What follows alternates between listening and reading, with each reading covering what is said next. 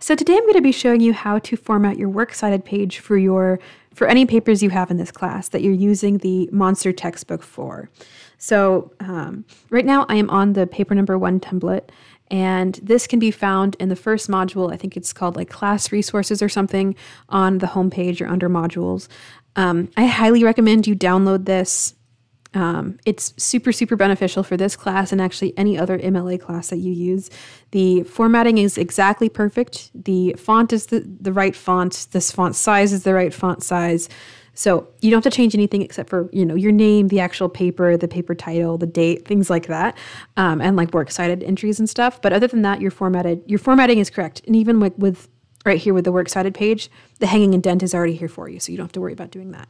So highly recommend you use this template, but we're going to get into how to actually cite using the Monsters book.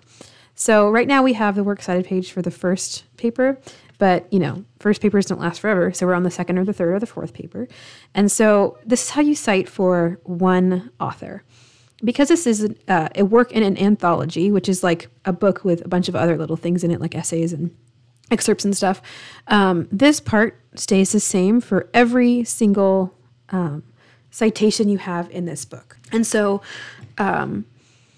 that stays the same. You can even copy and paste it if you have more than 2 citations here, which I'll do later on. But so things we change are the author's name, the title of the book, and the page numbers. So the author's name, I'm going to be using Erica McChrystal's Hyde as a Monster Villain as an example. And so I'm going to be putting her last name first. Okay, perfect. I'm just making sure I'm spelling it right. And that's super important. If your author spells their name a certain way, make sure you're spelling it the way that they spell it. And then it's called Hyde as a Monster Villain. Awesome. And then now, because it is a different place in the book, we're going to be putting the page numbers. And with MLA, they want you basically to be as short as you possibly can. So because it's still in the 200 range, it goes from 200 to 32 to 236, you just do a 36. And that's all you have to do. It's just author, title, page numbers. That's it. Now, if you have 2 authors, which we did for the second paper, I'm going to be using Guillermo del Toro and Chuck Hogan's Why Vampires Never Die as an example. And so right here, I'm going to be taking out Chuck Klosterman's name, and I'm going to be putting whatever author comes first. That's the first author you list in the 2 authors. So del Toro comes first. So I'm going to put del Toro, Guillermo, comma, and then first name, last name. So it changes a little bit here. Period. Perfect.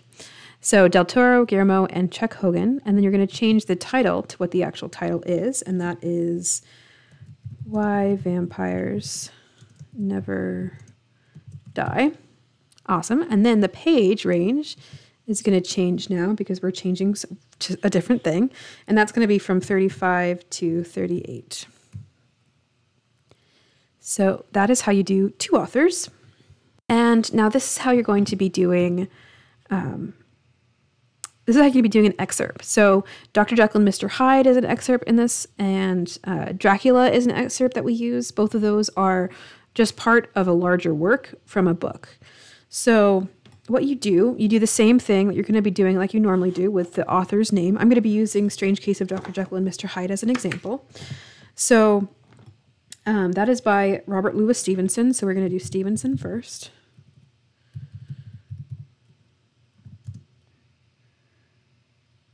Making sure I spell it right.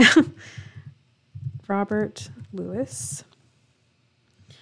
And then we're going to be doing excerpt from italicize Strange Case of Dr.